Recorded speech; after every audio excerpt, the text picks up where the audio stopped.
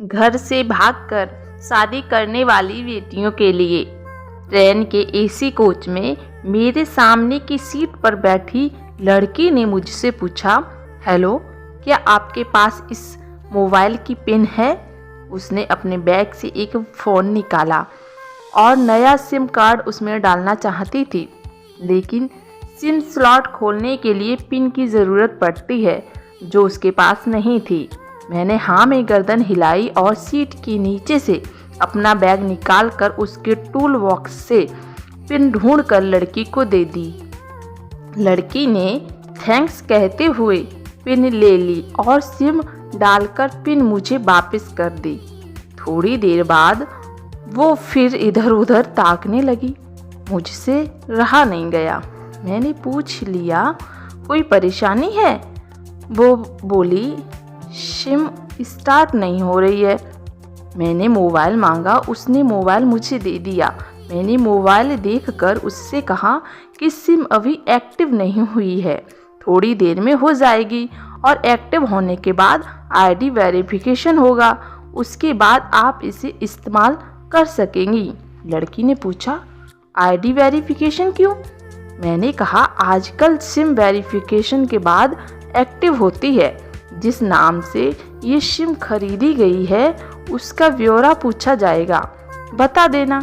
लड़की बुदबुदाई। ओह, मैंने दिलासा देते हुए कहा, इसमें कोई परेशानी की कोई बात नहीं है। वो अपने एक हाथ से दूसरा हाथ दबाती रही, मानो किसी परेशानी में हो। मैंने फिर विनम्रता से कहा, आपको कहीं कॉल करना हो तो मेरा मोबाइल इस्तेमाल कर सकती हो। लड़की ने कहा, जी फिलहाल नहीं, थैंक्स, लेकिन ये सिम किस नाम से खरीदी गई मुझे नहीं पता। मैंने कहा, एक बार एक्टिव होने दीजिए, जिसने आपको सिम दी है उसी के नाम की होगी।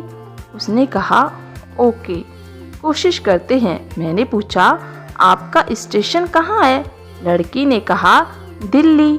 और आप? लड़की ने मुझसे पूछा।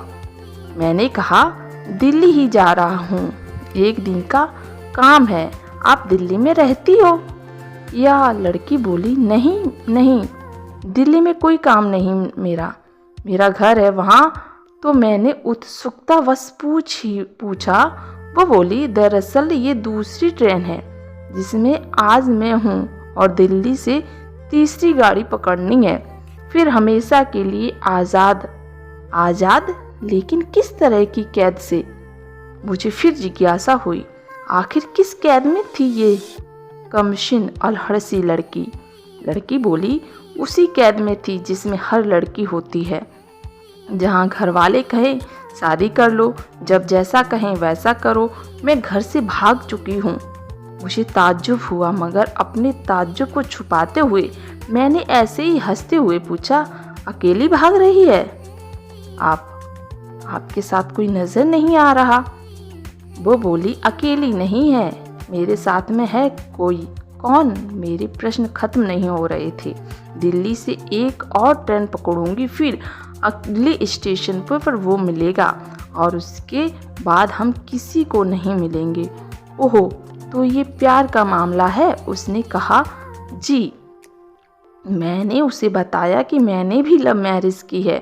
ये बात सुनकर वो खुश हुई, बोली, वाओ, कैसे, कब?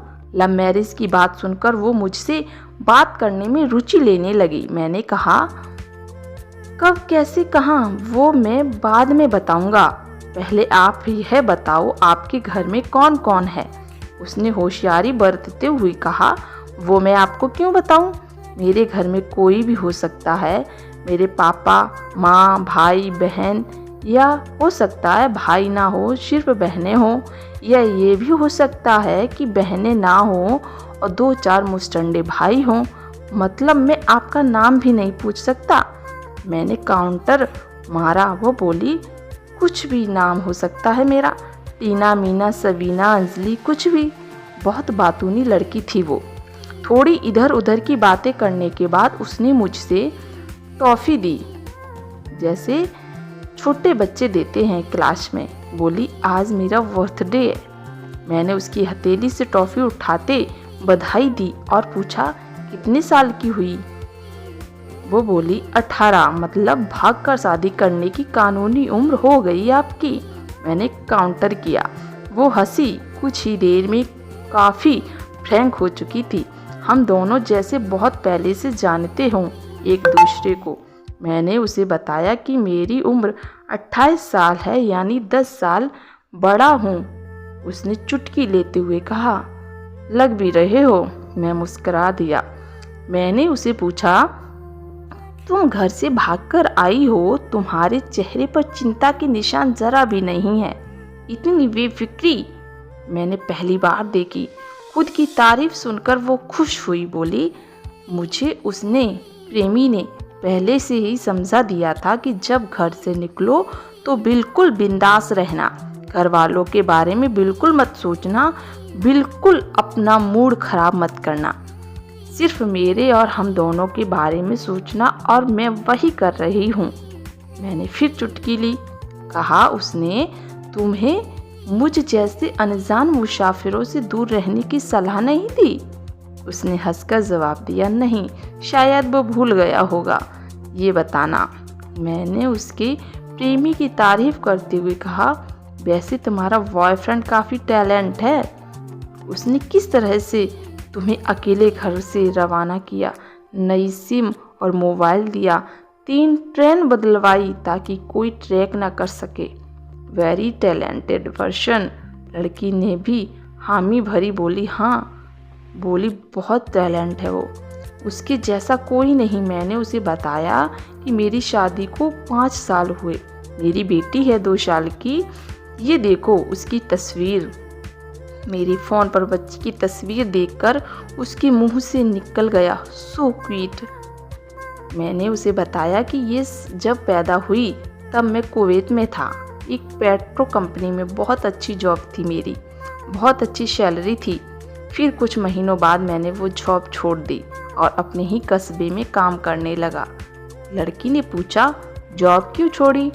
उसने पूछा, क्या बीवी बच्चों को साथ नहीं ले जा सकते थे वहाँ? मैंने कहा, काफ़ी टेक्निकल मामलों से गुजरकर एक लंबी अवधि के बाद रख सकते हैं। उस वक्त ये मुमकिन नहीं थी। मुझे दोनों में से एक को चुनना था, आलीशान रहन-सहन के साथ नौकरी या परिवार। मैंने परिवार चुना। अपनी बेटी को बड़ा होते देखने के लिए मैं कुवैत वापस गया, लेकिन अपना इस्तीफा देकर लौट आया। लड़की ने कहा, वेरी इम्प्रेसिव। मैं मुस्कुराकर खिड़की की तरफ देखने लगा। लड़की ने पूछा, अच्छा, आपने तो लव मैरिज की थी ना, फिर आप भागकर कहाँ गए, कैसे रहे और कैसे गुजरा वो वक्त? उसकी हर सवाल और हर बात में मुझे महसूस हो रहा था कि ये लड़की लड़कपन के शिखर पर है, बिल्कुल नासमझ और मासूम। मैंने उसे बताया कि हमने भागकर शादी नहीं की, और ये भी है कि उसके पापा ने मुझे पहली नज़र में सख्ती से रिजेक्ट कर दिया था। उन्होंने आपको रिजेक्ट क्यों किया? दोस्तों, अगला पार्ट देखने के लिए हमें कमेंट करें। धन्यवाद।